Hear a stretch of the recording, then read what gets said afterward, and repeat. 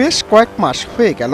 স্বামীকে এখন আর ভালো লাগে না, তাই হাসান মাহমুদ নামের এক যুবকের সাথে মনের মিলনে প্রেমের সম্পর্ক গড়েছেন গৃহবধূ আখি আক্তার।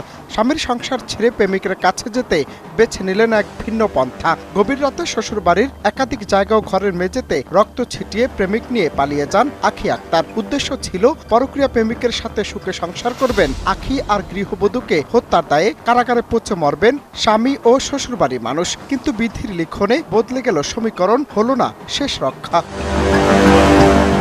বরিশালের পটুয়াখালীর কলাপাড়ায় রহস্যজনকভাবে নিখোঁজ ৩ সন্তানের জননী গৃহবধূ আখি আক্তারকে তার পরক্রিয়া প্রেমিক হাসান মাহমুদ সহ উদ্ধার করেছে পুলিশ।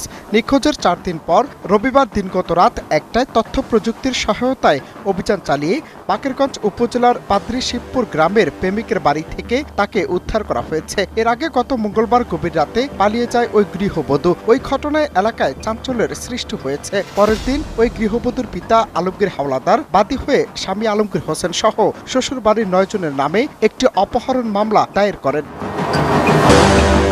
পরে পুলিশ ৭ জনকে গ্রেফতার করে আদালতে সোপর্দ করে। পরক্রিয়ার ওই প্রেমিক প্রেমিকাকে থানায় নিয়ে আসা হলে তাদের দৃষ্টান্তমূলক শাস্তির দাবিতে ভিড় করে শত শত মানুষ। ঘটনায় পুলিশ জানিয়েছে আটককৃতদের আদালতে সোপর্দ করার প্রক্রিয়া চলছে।